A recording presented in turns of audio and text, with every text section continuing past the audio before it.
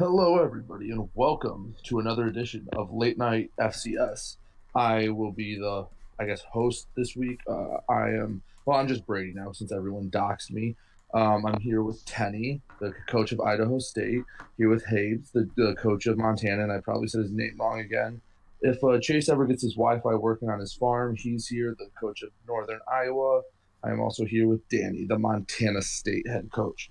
And we will get started here with some hold on one second. I'm doing a great job posting right off the bat. With some of the finished games and the games in progress, we'll go conference by conference. You want to go reverse alphabetical since we went alphabetical last week? Yeah, let's do that. All right. Well, for some reason the Ivy League's at the bottom of our sheet, but we'll start with the Ivy League. Yale beat Harvard to clinch a spot in the Ivy League championship. What do you guys think about that one? Yale's on fire, man.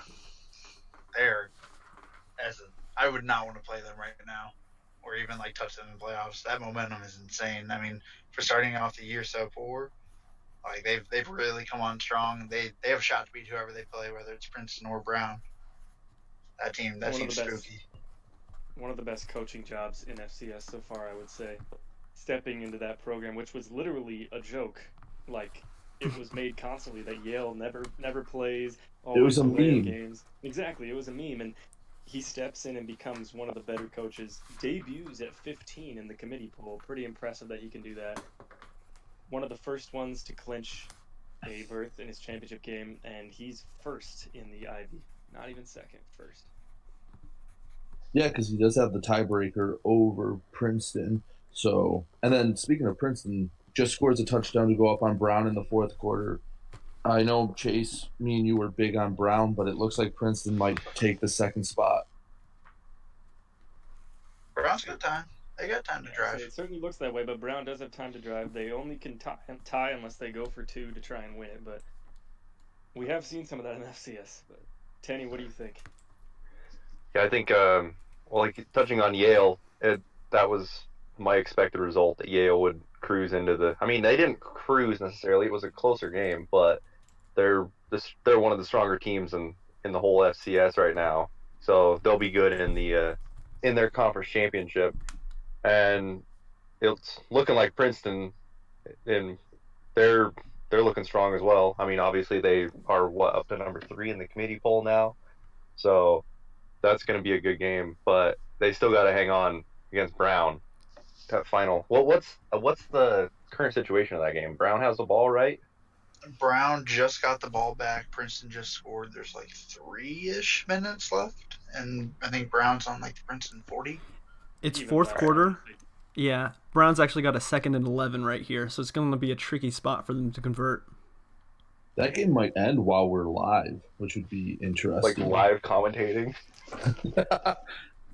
I mean, that would be a worthy game, trying to get into the conference championship. Two of the Ivy League favorites throughout the whole season. The Ivy League's just so weird this season, just because you had Harvard at one point who went all the way up to number 2, and then it's ever since they got to number 2, they have just struggled. I mean, they're going to end up with looks like a winning record, but that is a familiar thing. All the top teams fell, and all the bottom teams rose up. Are you telling me a former number 2 is not doing super hot anymore? Never seen that happen before. I was gonna say, the Ivy League, at the beginning of conference play there, it just seemed like there was an upset every week and nobody knew who was good. But it seems like Brown, Yale, and Princeton have kind of risen to the top and proven that they're the 3 teams. So, the 3 teams that could be feared in that conference. So with that, but you go back to week 5, and I didn't think any of them were good or know what the hell was going on. Do you think Dartmouth is eliminated? No. With that with that loss to Penn. What Dartmouth? Week 13. Dartmouth plays Northern Colorado, week 13. That actually is an interesting discussion we can have either right now or later in the show, whether that is going to be a playoff game pretty much, because they're both just on the cusp, but just lost today. Not today, this week. They're playing Norco, right? Yep. Yeah, they play Norco. Yeah. That's gonna be tough. We can maybe touch on that when we go to Big Sky. Yeah. All right. Why don't we move up to the Southland? Move up to the south. Let's do it. So we got some clinches here, huh? Yeah. So, Yeah, we kind of already have it set. Lamar beat McNeese State to clinch the Louisiana division, and Incarnate Word has not finished yet, at least according to this, but they are going to win the Texas division and play Lamar in the conference championship game. that's kind of fun. Lamar is what, 5-7 now? With a win against Incarnate Word, they would be 6-7 and entering the playoffs. I mean, I know we said it earlier, but shades A of surefire 24 seed right there. yeah, shades of Carolina Panthers and Seattle Seahawks. What do you guys make of if suppose Incarnate Word or Lamar makes it? Do you think any of them have a shot at progressing far in the playoffs at all? Playoffs are I'm not going to count them out. Playoffs are a crapshoot. I mean, it takes 1-2 games to get hot, and next thing you know, you're in the Elite Eight. I'm not going to count anyone out if they make it. I think they maybe win a game. I'm not saying like there's immediately going to get blown out, but I don't think they go far. I think they'll eventually run into that team. I've been pretty outspoken about McNeese, and how I think they're more pretender rather than contender, and I think this kind of helps prove that again. But I don't think they go far at all. I'm on the Incarnate Word bandwagon here. They've won 6 straight. If they beat Abilene Christian, it'll be 7. They'll be perfect in conference. They beat Lamar by quite a hefty margin as well. Lamar had to beat McNeese State twice in order to win that tiebreak and get through. I really like Incarnate Word to maybe spend an upset or two in the playoffs. But they are going to be down around. I mean, they're likely going to be the 24 seed, maybe 23 if you're lucky.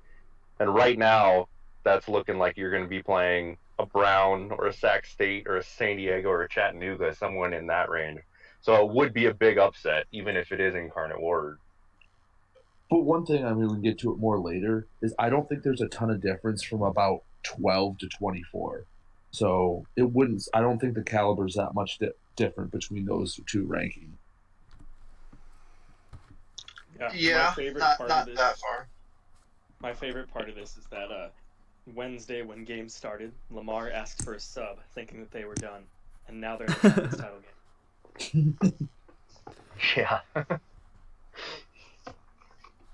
We all had to remind him. Oh, hey, by the way, if you win this, you kind of get to go play another one, bud. Yeah, and he said it a couple weeks ago, or maybe just last week, that his playoffs have already started, and they won their first one, so they're on a roll already. Next conference? Let's do it. Talk about the MAC here. Guys, this is Hampton's conference to lose, and they finally took that first loss, falling to Howard by 45-14, I want to say, something like that. 49. Yeah, it was a... Yes. It might not be a bad thing for him. He even said it himself that it wasn't even as close as the score indicated. Excellent game plan by Howard. Just unfortunate that Howard didn't get to play... well, not necessarily didn't get to play Hampton twice, but didn't get another game in there because they just finished one game behind Hampton at 6-2, but proved that they perhaps should be in this conversation at 6-2. What do you guys make of Howard? And honestly, maybe the bigger question: what do you make of Hampton? I mean, I haven't been high on Hampton just because he hasn't, I thought, played anyone good. I mean, his signature win was McNeese, and they're shaky at best. And I think this just kind of helps that case of just Hampton maybe wasn't as good as what everyone else thought. And it also could be a case that Howard is that good. I mean, I don't have their schedule right in front of me, but I think Howard could be in that conversation. I mean, I have them projected to barely make it in. I mean, I know they have a really good record. You know, Hampton's going to be a good win on their resume. I think it's a little bit of both. Like, Hampton was not as good as what everyone thought, and Howard was really good and a team that maybe could make a run. I think this might not be the worst thing for Hampton. I think they got the really bad game out of the way. Oh, and quick update on the Princeton Brown game. Brown fumbled and Princeton has the ball now, so that game looks to go final. But Hampton, I think they got the bad one out before the conference championship game and the playoffs. So you know what? I think they'll win the Mid Atlantic, and I'm not gonna. I think they're capable of winning a game or two in the playoffs too. I don't think they're a national title contender, but I wouldn't love to play them in the first round. Yeah, I think honestly, Hampton had already, I believe, clinched before this game was even played, so he didn't really. Yep. Yeah, he didn't have to really worry about what the result was. And I'm not saying that he didn't try in this game, but I'm saying that in the grand scheme of things, I don't think it's going to infect him too much mentally or whatever. I think he'll be able to move past it much quicker than any other loss. So he's going to head into this game against Lafayette or Lehigh, and I would take him 10 times out of 10 against those guys. So he'll probably end up in the playoffs. I don't know if his resume is going to be strong enough. Suppose he loses to one of these two teams to make it as an at-large, but if he does make it into the playoffs, I mean I think I'm with you guys that any given week anything could happen, and Hampton's one of those guys where he might not see that team that just blows him out of the water until way late. So it really just depends on what seeding looks like, I think. Yeah, looking at that game, Lafayette has a 21-6, I believe, last I checked, lead on Lehigh. It could be very different by now, someone wants to double check, but looks like Lafayette is going to be the team he plays there. You guys ready to move on to the Great Plains, or we got any more words to talk? I'm good. GPC. All right, the GPC just went through a poll, and it's looking like next year it's going to be called the Missouri Valley to be a bit more realistic, but we're not quite there yet. Right now, we're discussing the fact that Butler, perhaps, lost the biggest game on his entire schedule at the worst possible time, and because of that, new Dayton swoops in, beats Drake, ends on a, I want to say, 4 or 5 game win streak, and takes the Metro Division. It will play Northern Iowa in the Great Plains title game. Guys, what do we make of this Butler collapse? Because pretty much all of us rated Butler extremely high. We'll start with you, Drew. For being the day one Butler backer, this one hurt a little bit. I took this one a little personally, but wow, I cannot believe that at all. When I was messaging him as the game was going on, he was like, "Well, I just fumbled again." And then all of a sudden he's like, "Yep, another long auto TD," and I couldn't believe it as it was unfolding in real time. I really thought Butler was. I mean, I still think they're gonna go pretty far, but that was like a Final Four contender for me. So to see them go down to a bad team like that, I mean, same thing happened to Montana, obviously, but it could just be a 1 week thing, but it could also just mean that Butler maybe wasn't as good. They really, really put themselves in a dangerous spot to try to get a bye now. They might need some help.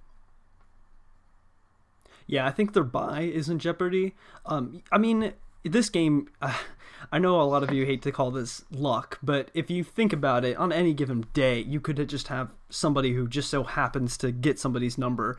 And Literally. this, yeah, exactly. And so this might have just been Butler's game where he just had that mental blip that any team could have where even the worst of coaches call the right numbers. Because you can make all the wrong decisions, aside from punting on first down, and still come out ahead. This might just been one of those. So the committee, or the committee, the consensus is still to be seen. But I think while Butler might not be a bye, he will still be one of the most formidable foes to reach the playoffs. Well, I mean, what helps Butler is a lot of the teams in that area also have struggled this week, and who are vying for the byes have lost. But no, like you said, it just takes one bad week. We just talked about it with Hampton.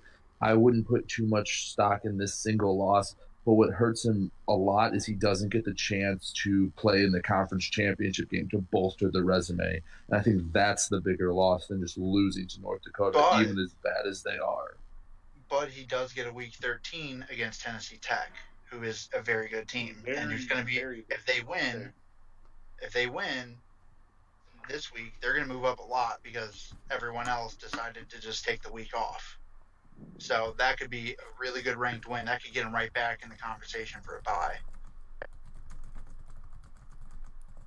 It's gonna be really interesting to see how that one plays out. Tenny, So now what that do you we've think? got it. Yeah, Tenny, what are you thinking here?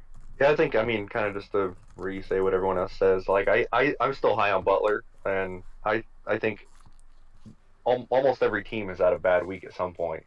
You know, whether it's Montana or Idaho State or, all of us have had a bad week, a bad game where the other team had your number. And it's not necessarily saying you're a bad coach or a bad team, but sometimes it's just not your week. And it's better to get that out of the way now. I mean, it sucks that he's going to miss out on a conference championship and a shot to take down a very good UNI team, but he still has another, that big game against Tennessee Tech, and I think he'll still be strong going into the playoffs. So, guys, before we move on from this conference, UNI's only loss in conference was to Dayton, and now they get a rematch in the title game. But it's new Dayton. We have no idea really what's going on other than their match against Drake, in which they won relatively handily against Brady. Yeah. Not to throw any shade, but what do we make of this matchup? You're kind of going in dark. Yeah, Dayton just played different than any coach I'd played. He had played 5 69s in a row, and it's like, after the second one, I'm like, okay, he's not going for a third one. And then he goes for a third one. I'm like, all right, he's definitely not going for a fourth one. Goes for a fourth one. I'm like, okay, he's definitely flipping it here. Nope, 69 touchdown. So it's kind of like you kind of overthink it. And that's what I did instead of just going, oh, he's playing 69, he's going to play 6. No. And that's kind of dangerous, especially when you get into your own head and you get into a mindset. I know you and I was very focused on one opponent, and it wasn't Dayton. So it's going to be an interesting matchup in the championship. You guys got any thoughts on this? Do we want to move to another one? We can move on. Yeah. I think I know what I'm going to say later on. Sounds good. We're on to the Dick now, everyone's favorite conference. It's clinched. MVSU will take on Eastern Kentucky. Even though EKU is likely going to lose to Pine Bluff, they've got that cushion. MVSU blew the doors off of Central Arkansas, likely ending their playoff hopes. First of all, what do we make of this conference championship game? And second of all, who do you like? I'll start with you, Tenny. Well, first of all, EKU already lost. That game's final. It was a couple days ago. But regardless, it's one of the championship games I am most looking forward to. Two of, in my opinion, probably the best coaches. And, well, they've both had a couple losses in the last couple of weeks, but they were two of the hotter teams. And I like for it to be a high-scoring game. It'll be fun to see who comes out of that one. So I go back and forth on this. This is actually one of the matchups where I've been looking forward to this one for like 3 weeks now, because as we know, Eastern Kentucky also plays FBS with Western Kentucky, and they're one of the best teams in there. So it's interesting to see like a legitimate and like a real important game, one of the top FBS coaches versus one of the top FCS coaches. So I like MVSU still, but definitely threw some more doubt in there after the loss to Dayton with Drake in a way. I know that's kind of backwards, not like ranking wise, but like a new Dayton loss did not make me feel comfortable about this pick anymore. I get you. I think really what's interesting to me is that EKU does not at all play like WKU. I mean, like, if you look at the scores, look at all the games, all that stuff like that, it's almost as if it's two different coaches. I think I still like MVSU in this one, because I just think that the way that the game's played, not just like that it means more, but just that it has bigger implications on like the coaches and themselves. I think Brady's going to play that one like a man on fire or whatever, a coach on fire. And so I'll take MVSU 6 out of 10 times, maybe 7 out of 10 times.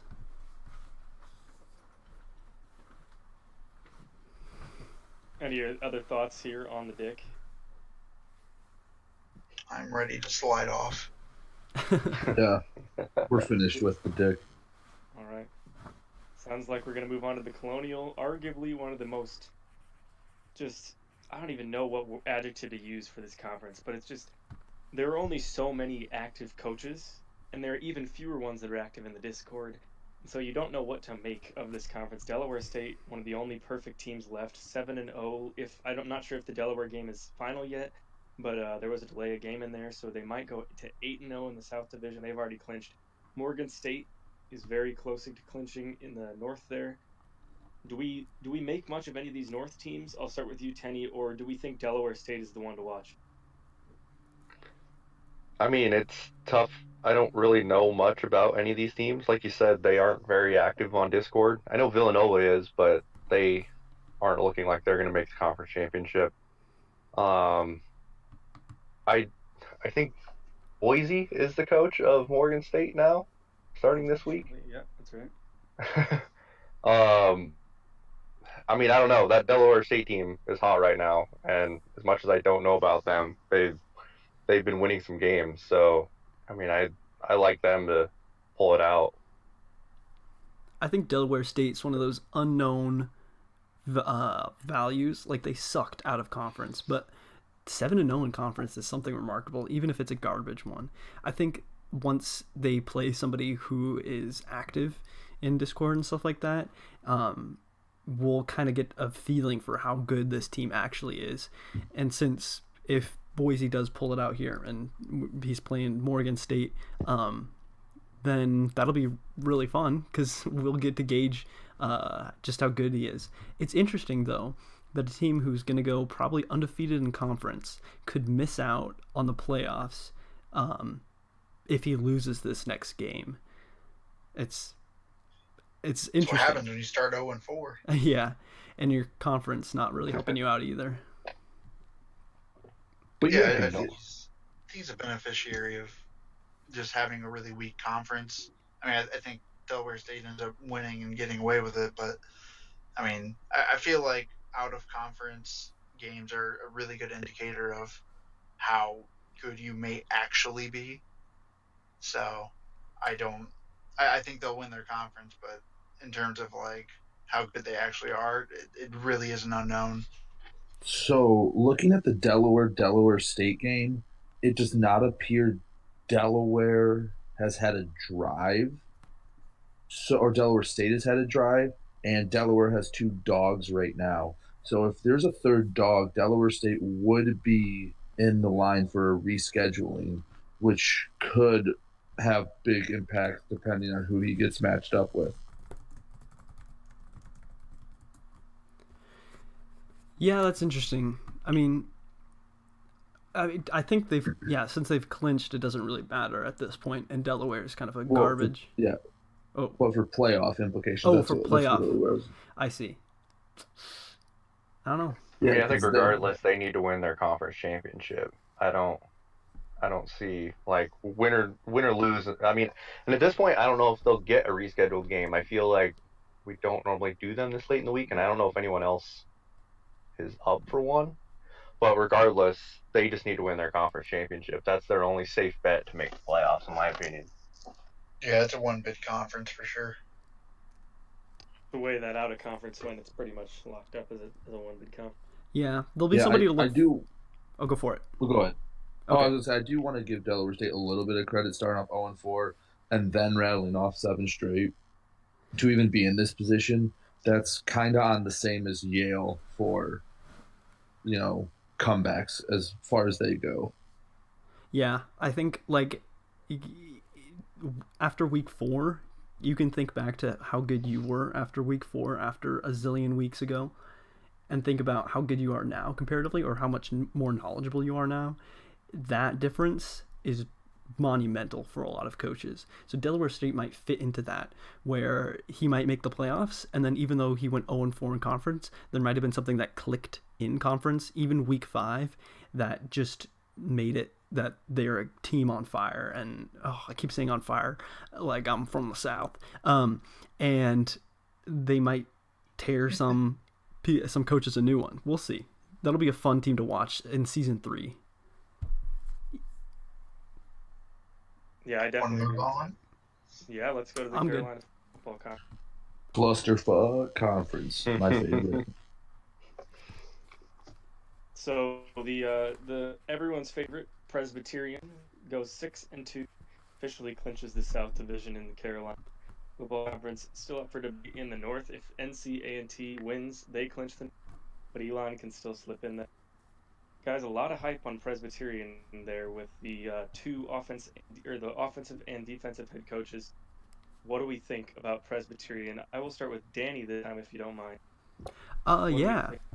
So what's interesting to me is that, I mean, not interesting to me, but like Presbyterian being a team that's been double dipped for, at any second somebody could waltz in and just be like, hey, I want that team. Hey, I want that playoff team.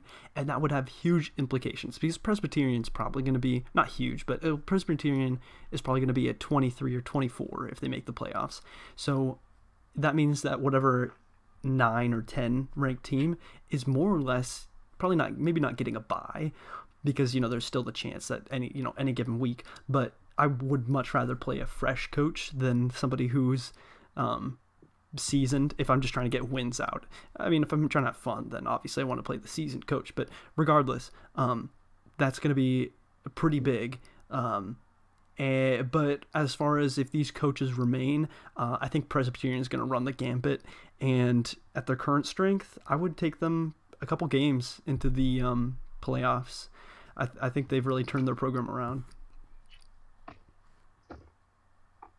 Just a quick little tidbit before we say anything more. Princeton has defeated Brown, it looks like.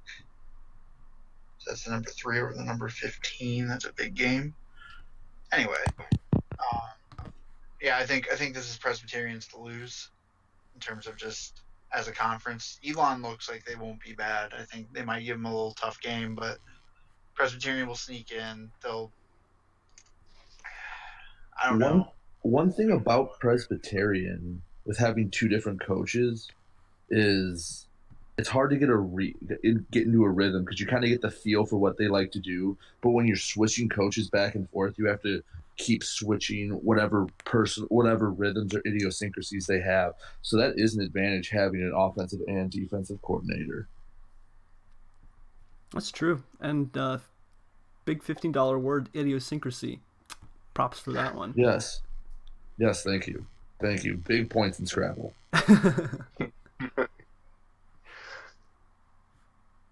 What's Do we the want to next move on? conference? Yeah. Absolutely, We got guys. The Little We are Sky. into everybody's favorite, and by favorite I do mean overhyped, the Big Sky. It's official. We're getting Montana against Cal Poly. It will almost certainly be another 1v2 matchup for Montana if Cal Poly pulls out against San Diego. And even if they don't, the committee may end up making it a 1v2. Who really knows at this point? It would be, go ahead. yeah, say, as of right now, if this did happen, it would be Montana's 4th 1v2 game.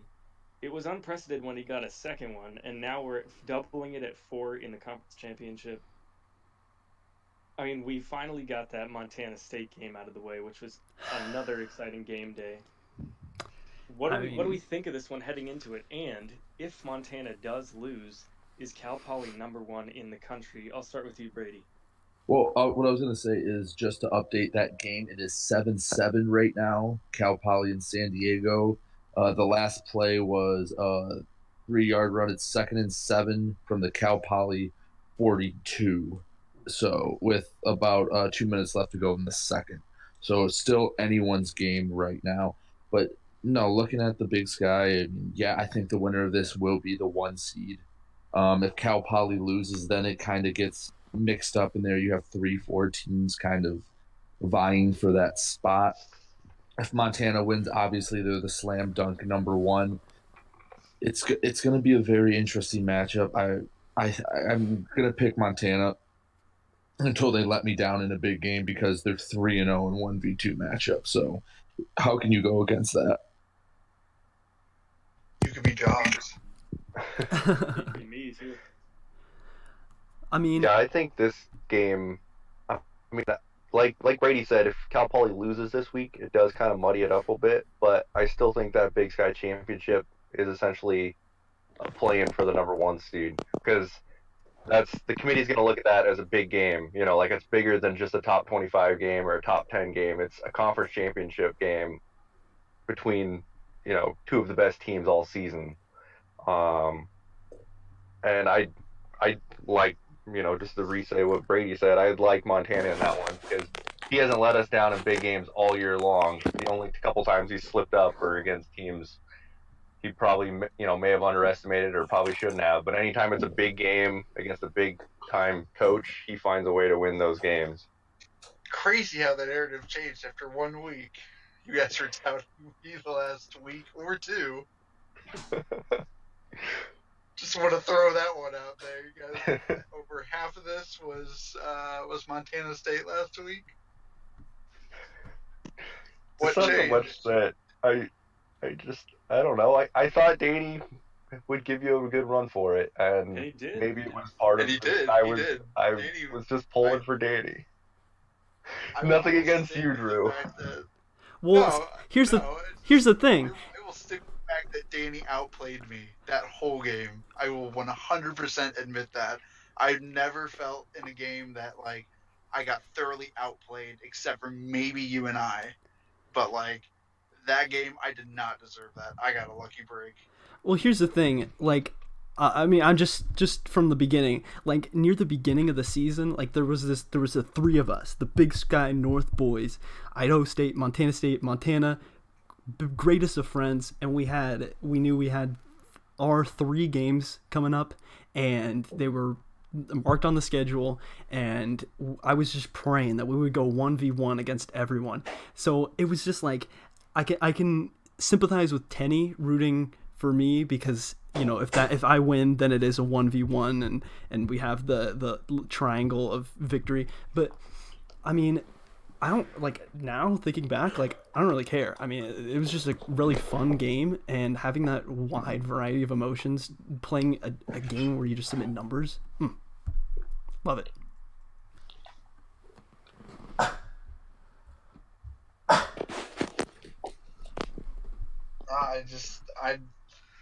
Like I said, that game was not, like, it was fun, but it was freaking frustrating, man. Like, for the start that I had by making a muff, the opening kickoff and scoring the first play scrimmage, like, I was like, oh man, this is literally the most perfect start ever, and then just all downhill from there.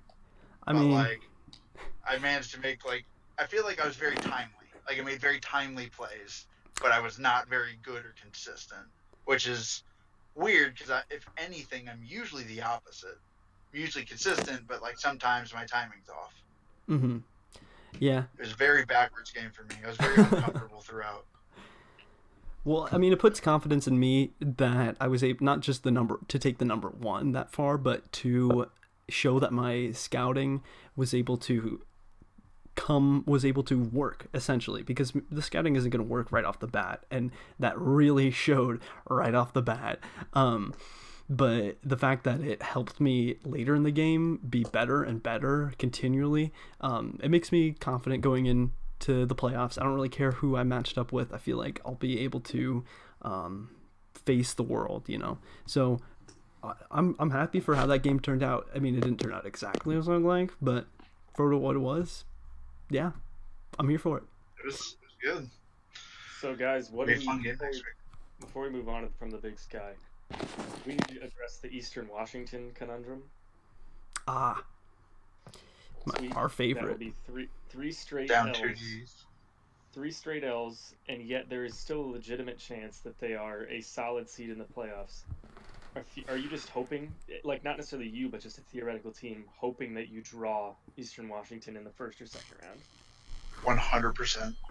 I mean, they're probably if you did a power ranking, unless a team like Lamar slipped in, they would probably be number 24 in the playoff power ranking. I mean, I'd pick Lamar over them right now. Yeah, I mean, Lamar's way hotter than they are. Well, you can't be much colder. Yeah, I think, I mean, me personally, you have to rank them by a team, not by coach. So they're going to get in because that resume is too damn strong, especially with that win over like Cal Poly. That's huge. That's the best win. That's like one of the best wins in the country right now. Right. So they're going to get in for sure. But whenever you end up playing them in the playoffs, you are not scared by them whatsoever. As a dream matchup for anyone, first or second round, if they get that far, which I doubt they will.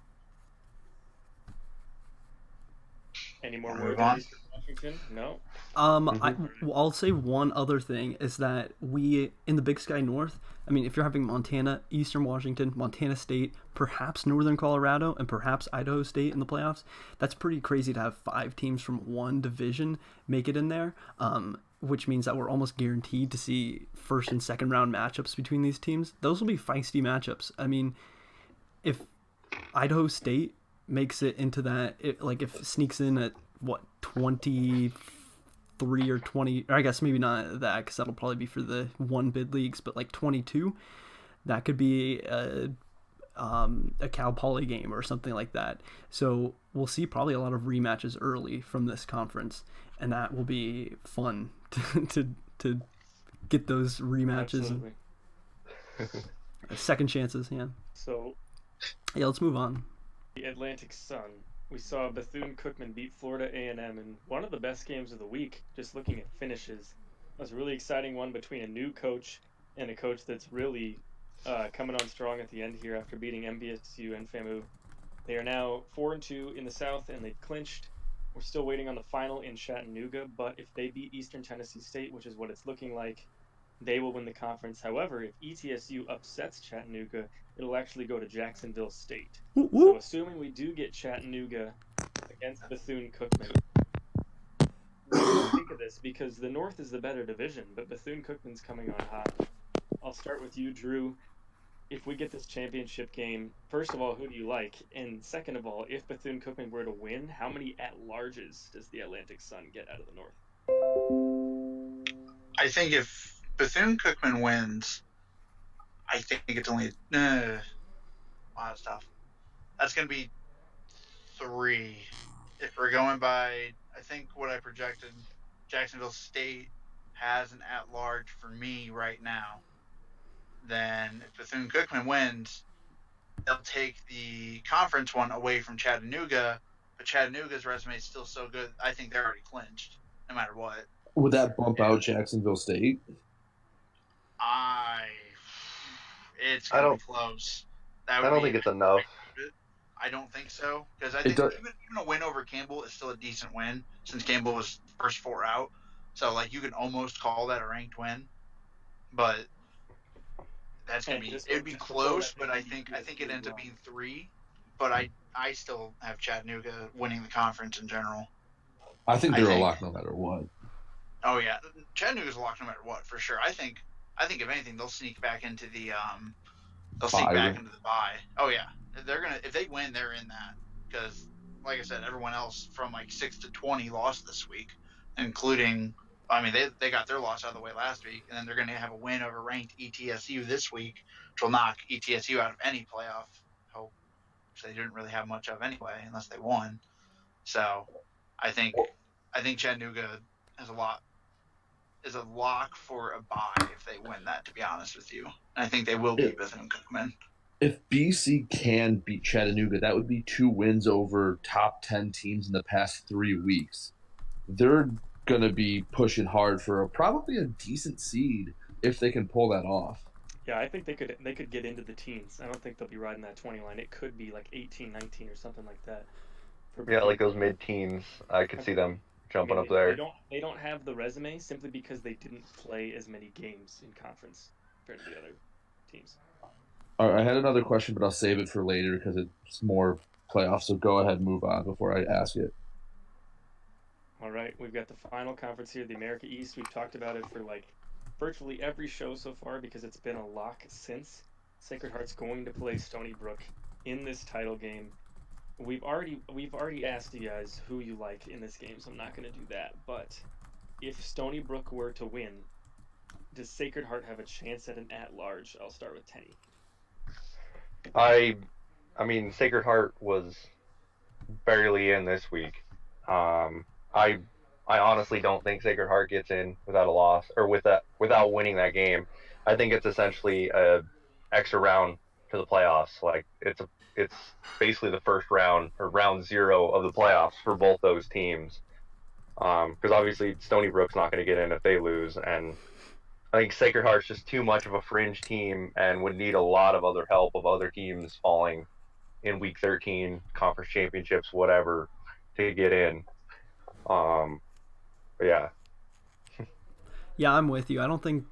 I think Sacred Heart would. See, here's the funny thing: is that if Sacred Heart just didn't play the championship game, just like straight up decided or like wasn't in it for some reason, they would have a decent shot.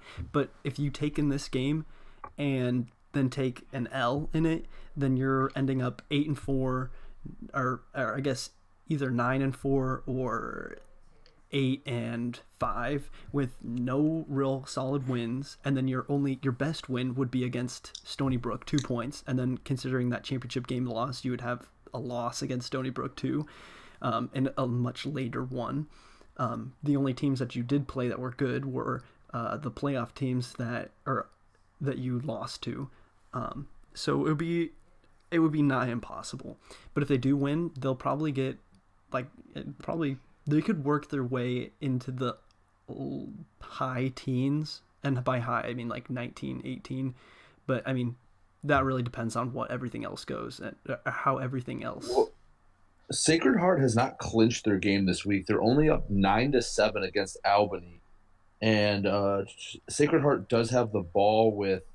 It's actually no. The half just ended, so it's the start of the second half, 9-7, and it looks as if Sacred Heart is kicking off to start the second half. So they're not necessarily a lock to win this week, which would really make that game next week mean a lot.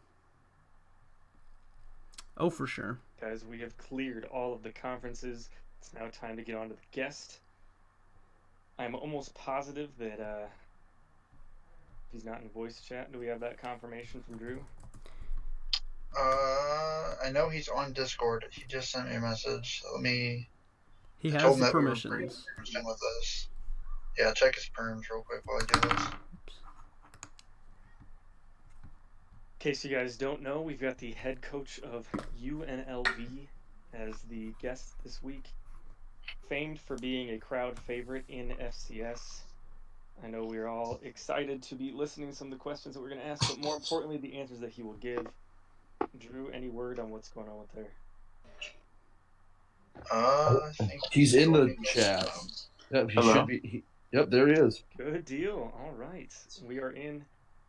Welcome to Late Night FCS. First of all, before we get into any questions, how's your week been, and how's UNLV?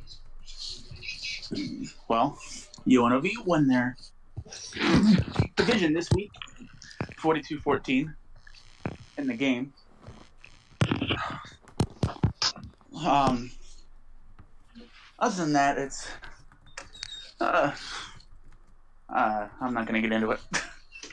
All right. Well, congrats on the winning the division. Do you know who you're playing in the conference championship game yet? 99% chance it's going to be Boise, unless they blow their lead, and then we're in the God help us division option for the conference division race. So, if Boise State loses, then there's 3 other games where it depends on who wins the division. Gotcha. Interesting. So I'll kick off the questions here. So, obviously the season's just about finished up, and there's going to be some teams that are going to be looking at the carousel and trying to move up to FBS. As a conference commissioner, you guys are in charge of, scheduling some interviews and kind of making sure that coach is fit for the conference. What do you personally look for in a coach when you're interviewing them, and what are your criteria, I guess?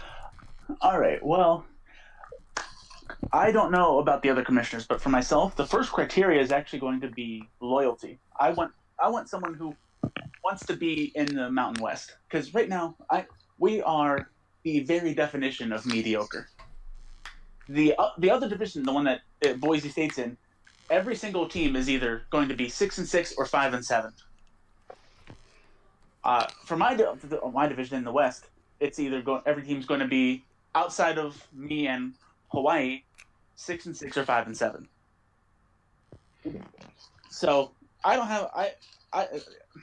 want a coach who wants to be here. We have most of our coaches that are at least active in the Mountain West Discord want to stay. But I want that, and that's, to me, that's the key. Because if you stay, you build rapport. You can, like, if there's something that there's an issue with, we can help coach them up, get them better. I'd rather have someone who wants to be in the Mountain West than someone who is an amazing coach but only stays 1 year. I'd rather build up the camaraderie within the conference. Right. Loyalty is a big part of it. All right, so yep, I got it. So there's been a lot of, every time this topic comes up, there's always a heated discussion what the relationship should be between the FBS and FCS. Some want it as a feeder, some want it to be its own separate, basically rival league. What would your ideal relationship between the FBS and FCS be? If the FCS exists as the FCS, I want it to be a feeder league for the FBS because I want all the best coaches to be in the FBS. If we're going to call them two equal leagues, then we should get rid of the FCS as it is and just have two separate FBS leagues. So you would want to have like two Alabamas, two Ohio States, two Clemsons, things like that. Well, I am in favor of the feeder model where we have FBS, FCS, and Division II, hopefully, because we're getting enough people for that. But if we're going to have it where FCS and FBS are equal, then why not have it as just two completely separate leagues? And yes, like I think in Major League Baseball, the fake one, that there's two separate leagues for that as well. Why don't we can do that under one organization here? Oh, okay, so you, yeah, the feeder league model would be tough. So in your feeder league model, would coaches come up and assume the team of the team that went down, or would you see like a Montana move up to the Mountain West while I don't even know the standings, but like a San Jose State gets sent down? Well, in ours, in Mountain West right now, the weakest team would be Hawaii. So okay, so Hawaii gets sent down, Montana comes up, or do they just switch?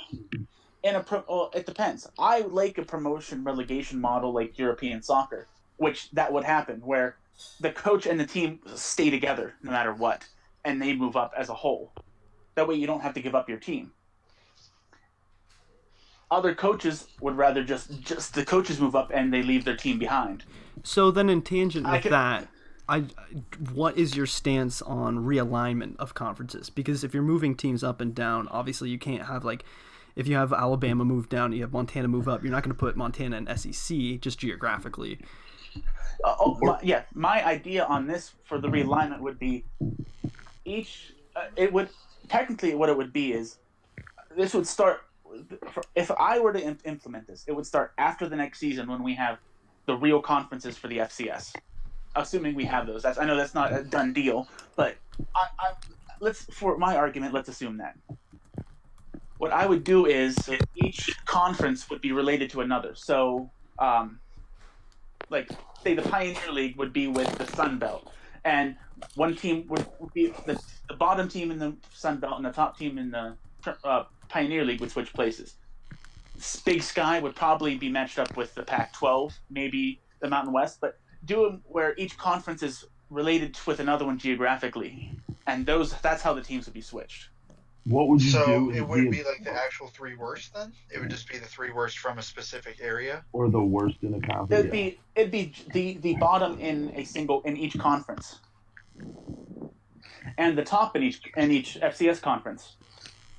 In my ideal model, which I know will never happen. What would you do in the event a coach wanted to stay in the FCS? Well, then he'd get to stay. So would you just not have the team switch then? No, then the second team in the conference would move up then.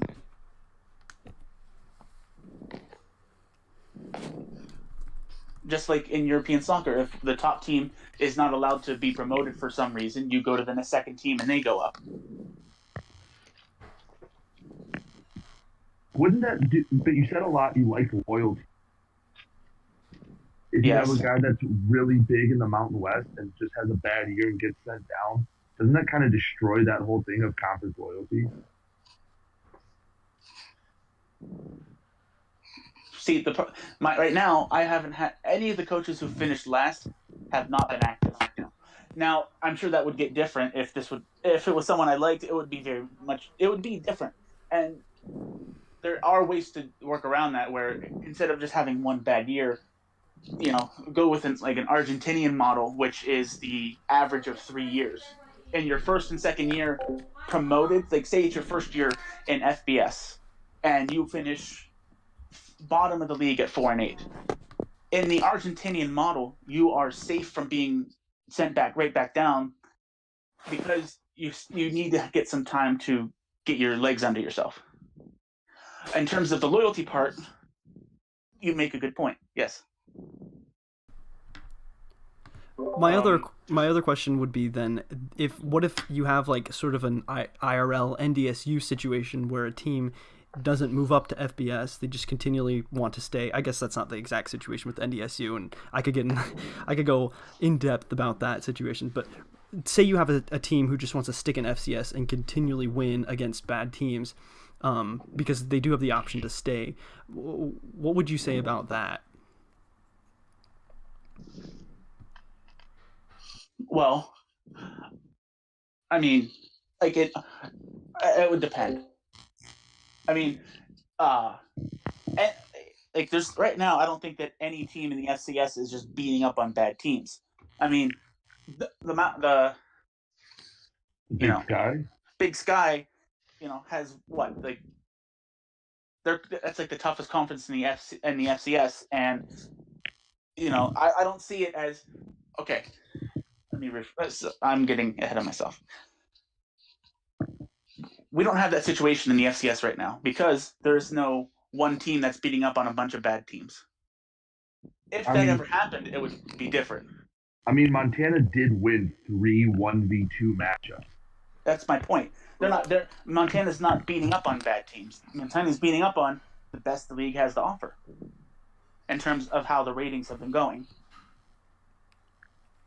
If Montana didn't want to move up, then they'd just stay there. Yeah, that's exactly what NDSU is doing in real life. Not exactly, because I'm not sure there's any conference that actually wants NDSU in real life. They don't have any media connections that would be worth adding them for. They also face scholarship problems, as well as I think they've recently added enough sports to move up, but there's a whole host of other problems there, as well as fan interest in going for bowl games instead of being able to win championships and stuff. But yeah, I think that would be some problem you'd have to address if you were to even consider this model. And sorry, Chase, I know you have a question, just real quick though. So you said the Big Sky's the best conference, and there's probably 4 or 5, maybe even 6 really good coaches in that. Under the promotion regulation model right now, it would take at minimum 6 years to get all the good coaches up to FBS and weed all the bad ones down. And let's be honest, this probably won't be around in 6 years. So, and if it is, great, but like, how do you plan on getting all the good coaches up and all the bad ones down? Well, I imagine that there's still going to be the carousel where some coaches are going to quit, some coaches are going to.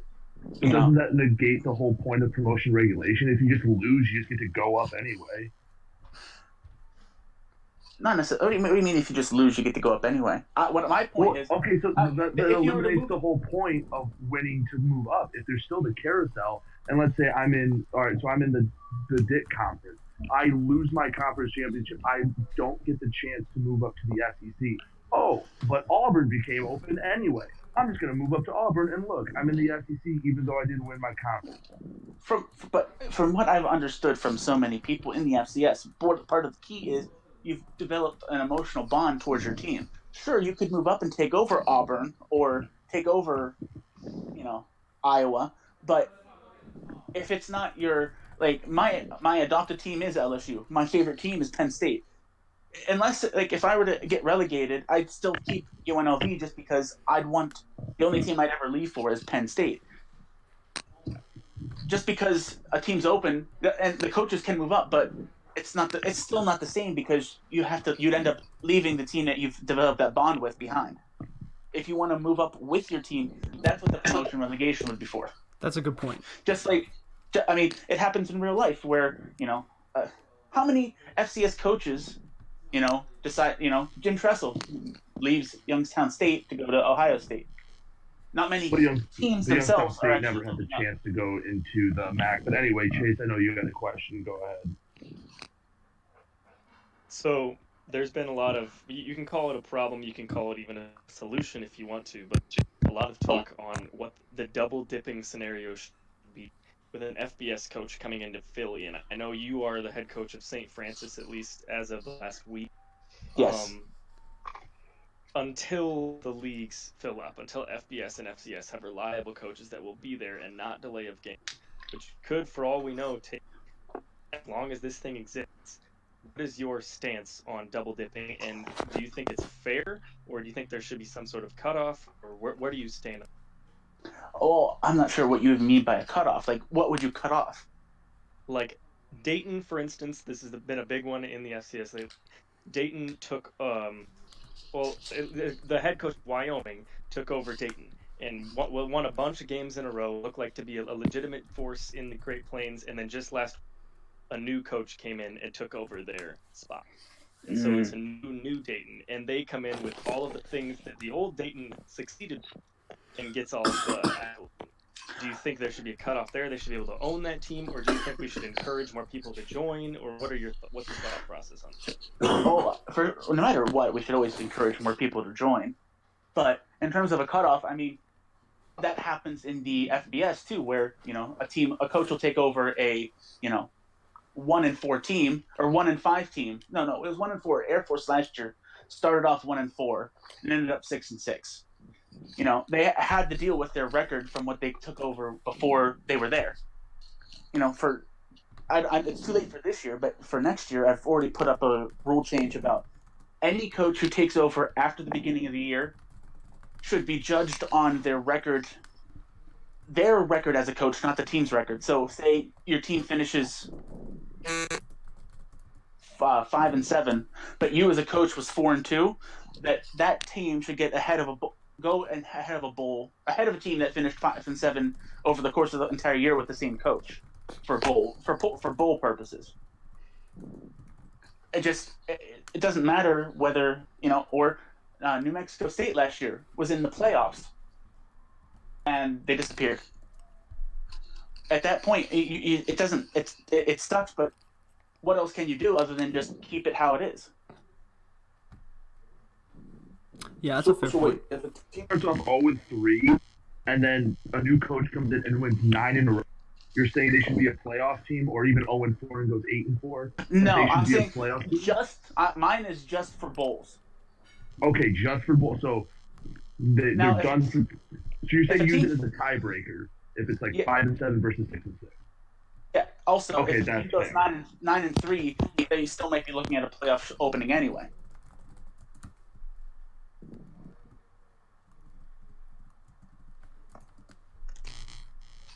Gotcha. So you're using it more as a tiebreaker more than a main criteria.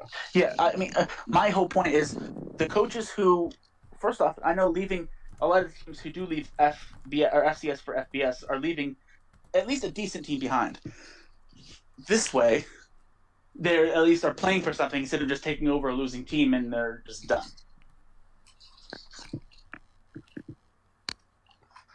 Gotcha. Okay, well, we have one more question here. You said earlier that on a circuit of entirely FCS coaches, you would go around 120-4. What are those about 4 teams in your mind? I was in the heat of the moment when I said that, I'll admit. I would say that I later rectified it to say that I think against the top, I mean, I don't know about everyone, but against the top 25, I'd like to think it would finish around 500.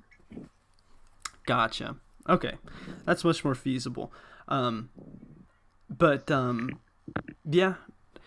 good to get to talk to you. Sorry, Chase's internet is farming it up, so just got to close this up here. Thank you so much for coming in and discussing with us. It was a pleasure having you. First FBS coach, first purely FCS or FBS plus the double dipping. I had St. Francis. I love my St. Francis. My sister works there. Well, yeah, you did. You know what? I'll be honest with you. You came in, you knew it was. So you took some tough questions, and hey, you owned up to when you said you were wrong. Thanks for coming on the show. Yeah, I really appreciate it, man. I know it was a tough ask. It was. I was the one who made the stupid comments to start. Hey, as long as you admit it, that's fine. We were a little tough on you. The show and have a good night, man.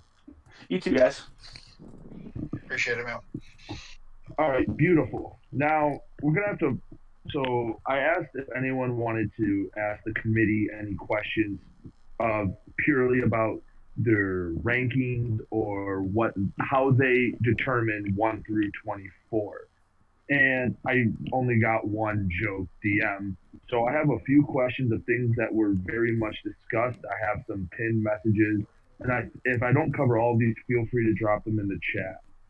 But so the first question I'm going to ask, and this was a big discussion, should time of play ever matter in factoring the decision? I know Jocks was big on this, and I just want to get the committee's standpoint on if time of play ever comes into account with rankings. Kenny, this one sounds like it's up your alley, bud. I mean, the time of play is something we have to worry about. But if you look at, like, almost every team has had games that have been shortened, you know, whether it be first half, third quarter, or sub coaches. I can't remember the numbers on it, but there's only like 10 or 12 teams that have finished every single game they've played. So that's just a huge factor, like another factor to calculate in that you don't really know how to weight it all because there's so many different variables on it. And I mean, it's already hard enough just to rank teams based off their resume and like how they've done, and we've got coaches changing and everything. So I like the metric, and it's cool that we have it, but it seems like a lot of extra work, and I don't really know. I don't know. It's just there's too many variables with it, and yeah. Yeah, I think I'm inclined to agree. I mean, I agree that it should be taken a little bit into account just based on, like, I agree that a 30-second game against one team that really takes, regardless of who the teams are, it's not very indicative of what the skills are. It should really, it's pretty null. Even if it was a 14-point game, I mean, that's more indicative than a 7-point game or a 2-point game. But I also am with Tenny here that it's too hard to implement this late in the season, especially as we've set a precedent already on who we've picked as a committee. And then the other thing is that you're not always in control of how far your games get into, and you can get rescheduled and get sub coaches and stuff like that, but that enters another territory that's tough. It would be nice in some ways, because I will tell you there are so many times where it's hard to just pick whether some 8-3 team is better than some 8-4 team for some stupid reason, or who they've played and whatnot, and it can be really tough. So being able to pick out who's played their games, the entirety of them, versus who's just skimped by, would be a nice thing to add. But again, it adds a lot of variables this late in the season that it's more of a season 3 thing, if anything. Yeah. I agree with that. It's hard to adjust in the middle of the season, but I'd be lying if I didn't say I look at it when East Tennessee State is up on my board. Like, I'm trying to figure out where I should rank them. They have only finished like half of their games. Most of the games that they played, in fact, up until this last few weeks, have been delayed games by their opponent, and they've gotten the win. Or they don't finish and they don't even get to halftime. And then the games that they do play, it seems that they lose by 20 points. So obviously they've got a good record, but it really needs to be inspected, and I tend to think about that as I'm ranking ETSU. They're certainly better than a lot of the teams on the board, but I think it definitely needs to go into consideration. All right, we're going to move on to another thing that might be taken into consideration. So I know the committee has said before that they don't look at margin of victory. But with cases like Montana State blowing the doors off Eastern Washington and other games like that, I wish Montana State did that. Or Montana, my bad, yeah. Are there ever any extreme cases where the committee has said, all right, this team just absolutely destroyed this other good team? Or like in the conference championship game, if you see a team just absolutely blow the doors off another ranked team, is that going to come into effect at all when you look at the final rankings? Do you guys mind if I take this one first? Yeah, go ahead.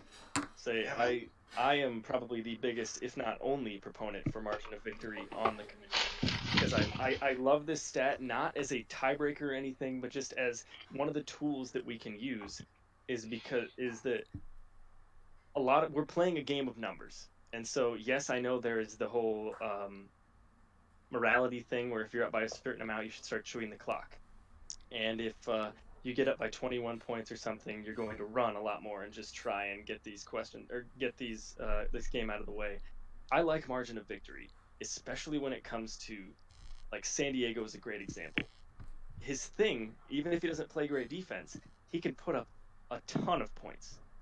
And I will even take in margin of defeat more so than margin of victory. If you lose by 1 point to a very, very good team and just one number didn't go your way, it definitely needs to go into consideration. But if you give up 70 points or something like that, it has to go against you in some way. It can't just be counted as a loss just as a 2-point loss is. So I like margin of victory and even more so margin of defeat, probably more than my counterpart.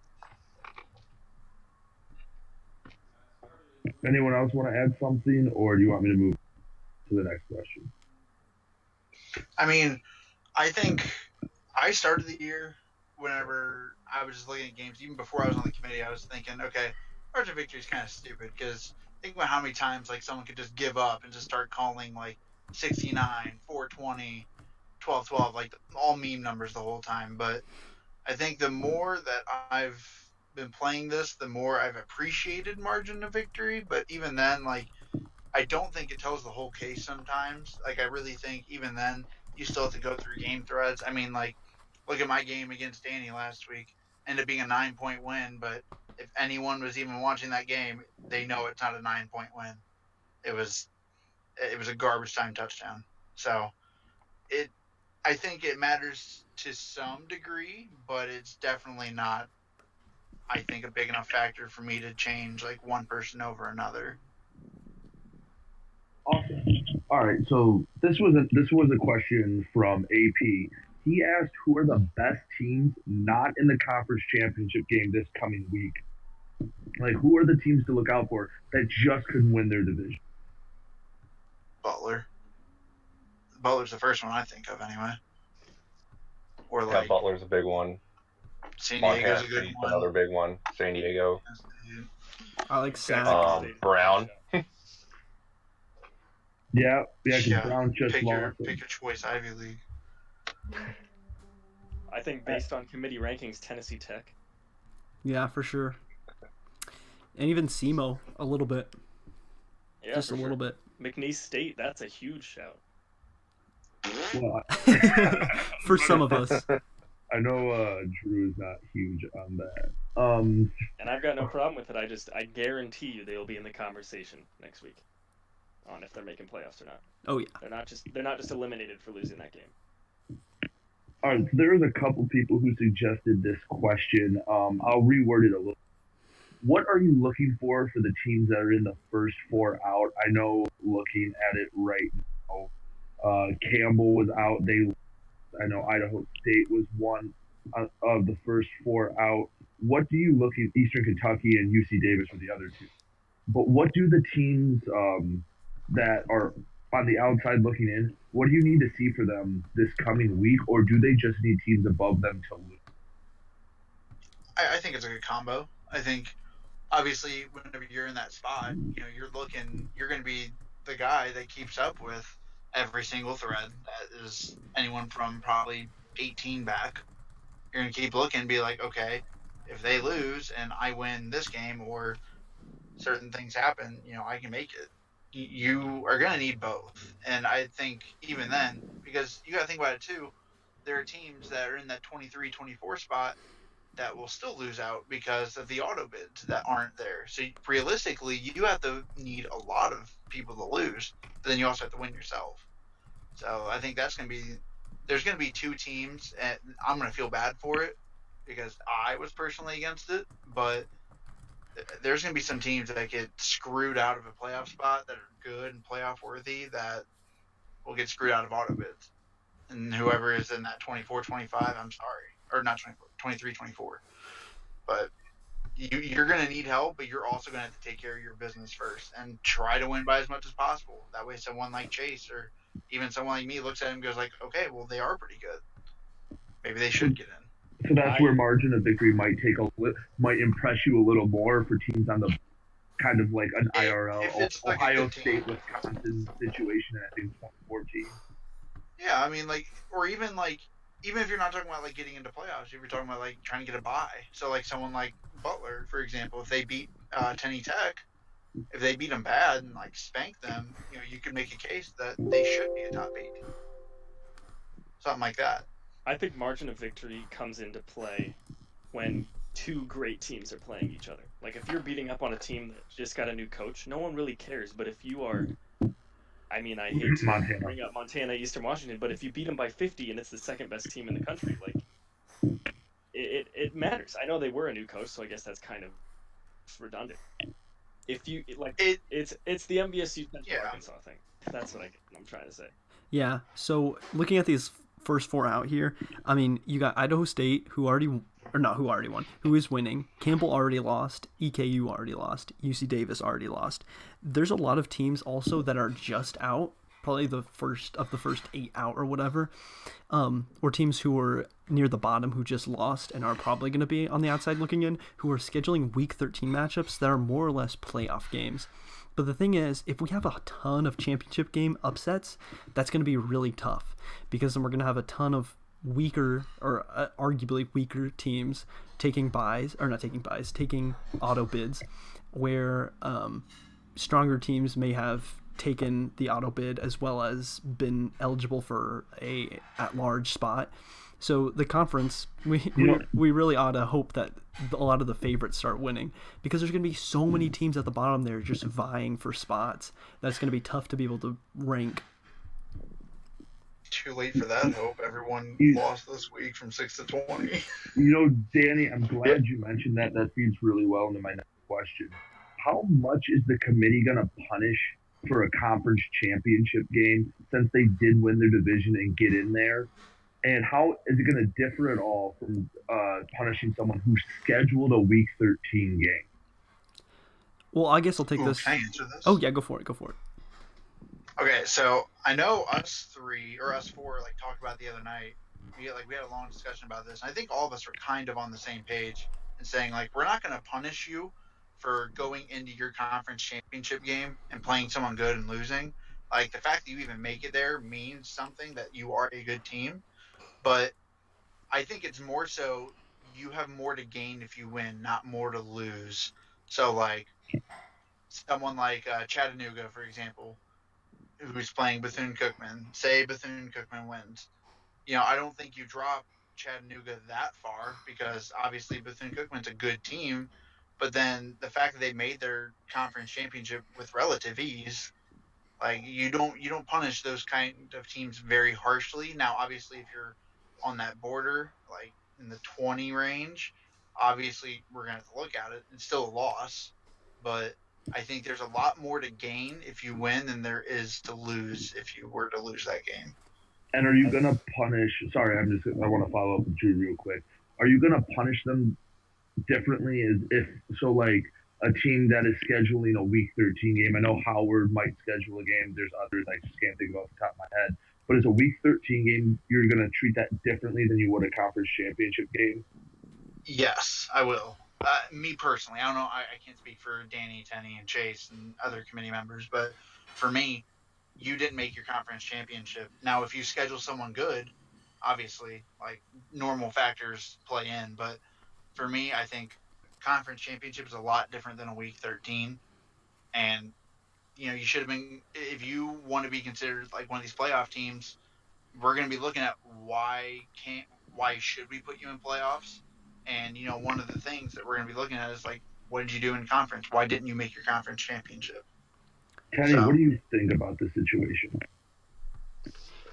Well, I think like division winners, so I like to reward teams for winning their division. So if you go to your conference championship but you end up losing, unless it's like the Colonial or one of those conferences where you're not gonna make the playoffs anyway, but I will use it as kind of like a tiebreaker between common teams. So like say two teams are very close and you need something to distinguish them. If you made your conference championship but you lost, like you at least won your division and you won something this year and it's proved that you're a good team. And I like to reward teams that have at least won their division. So, and like Drew said, I won't punish teams as much for losing a conference championship because you're playing another team that won their division. So it's going to be two good teams regardless. But it's more so, like I said, like use it as a tiebreaker between common teams. You won your division. Danny, what were you going to say? I was just going to say, to me, it's not a zero-sum game, the championship game is. If you win in the championship game, that counts personally more than if you win a regular season game. But if you lose the championship game, I'm weighing that personally just about as much as if you had lost in the regular season to that team. Because you're almost guaranteed to play a good team, a really good team in the championship game. So if you're losing that game, that's another good loss, and that's fine. But the thing for me is obviously week 13, I'm just treating that as a regular thing. Who cares? I don't put much. You're playing against 6 teams. You're the best of 6, any random 6, because it's not like we're competing for scouts. So it's not like, oh, you're the best in the 6 in this region. You've had to compete with about the same talent pool and you've been the best. We're just random coaches from the internet. So I don't put as much.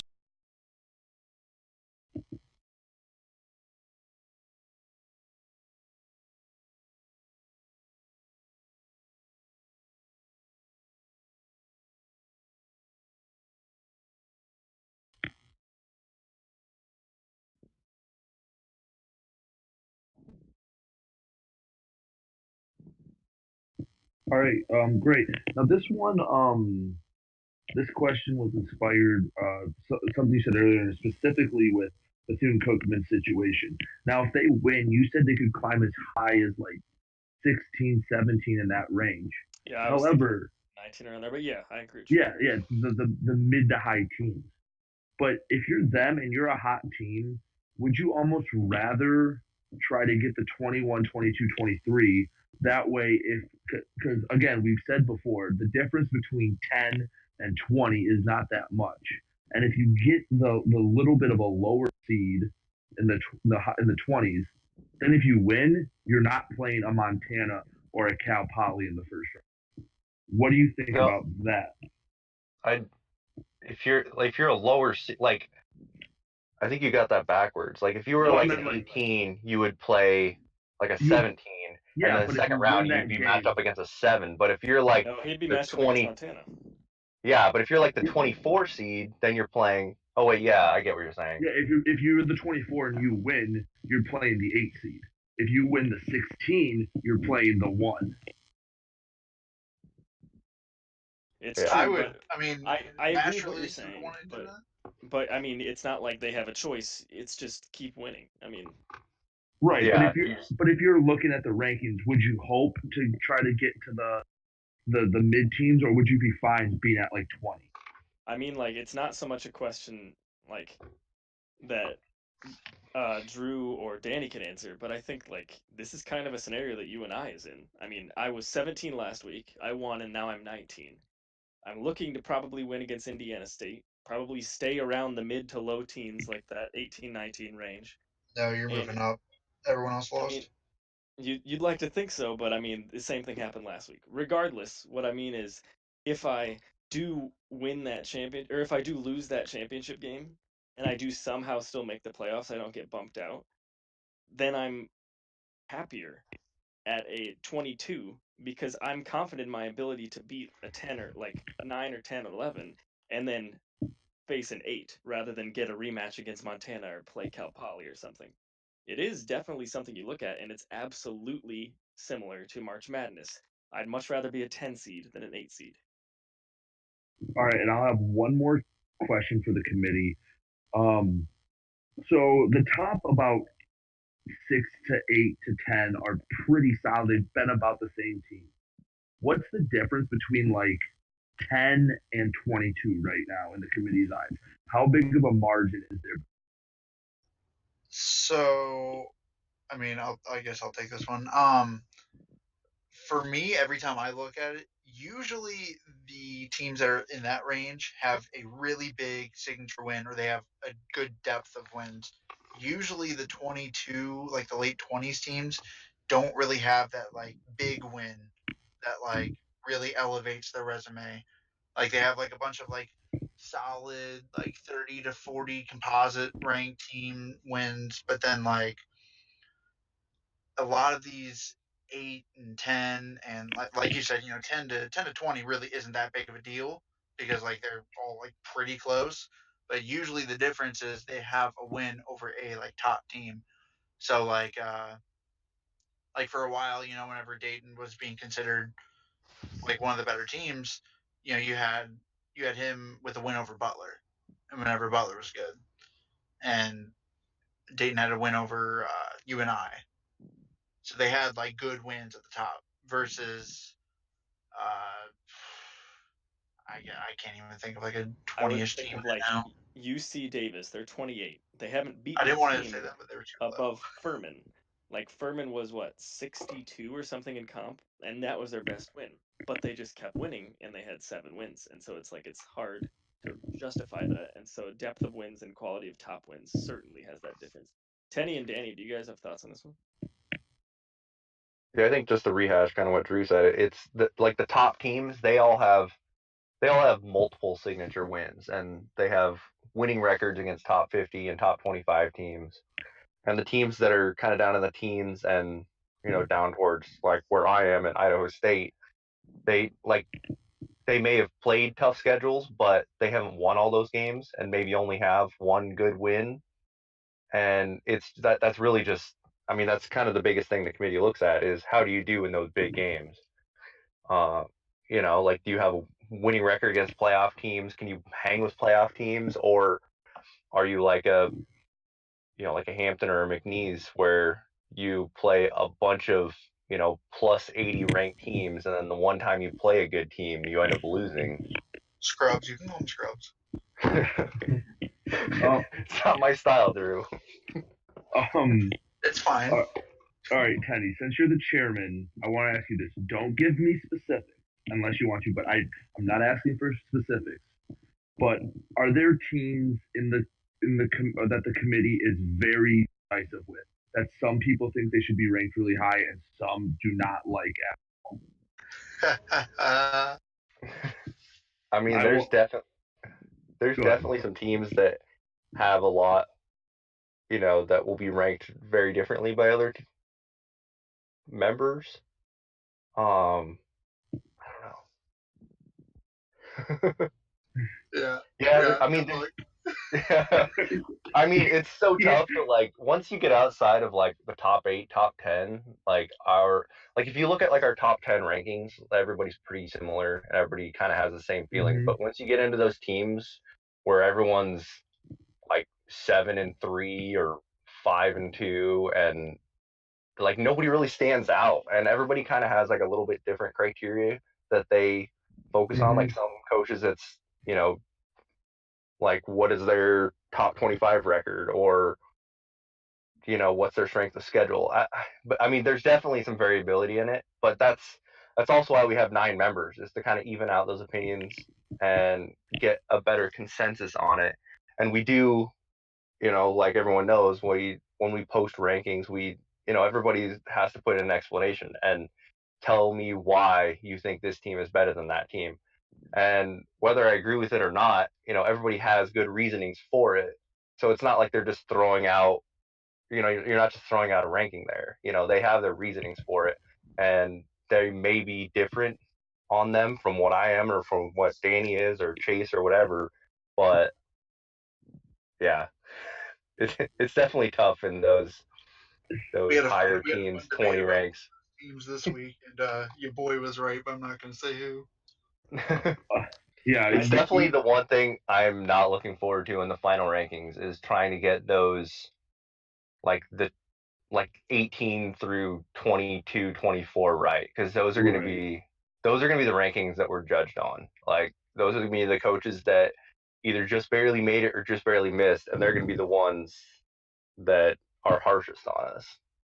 So I want to talk, since we have time for one more question, talk about probably the most, I don't want to say decisive again, but I guess it is, team in the rankings right now, Eastern Washington. They have been cold as can be lately, yet they still ended up, I believe, at number 5. And I know a lot of people are saying they just lost their last 2. They've been bad, and they stayed at number 5. What does the committee have to say about Eastern Washington at 5? Look at the resume. Simple as that. Look at that resume. One of the only 2 teams beat Cal Poly, beat Montana State, Idaho State. I mean, yeah, new coaches, but they have some wins on there that are pretty remarkable. And that's hard to argue, man. I mean, Denny, I love you, but he destroyed you. I know you said you felt helpless in that game. Yeah. I mean,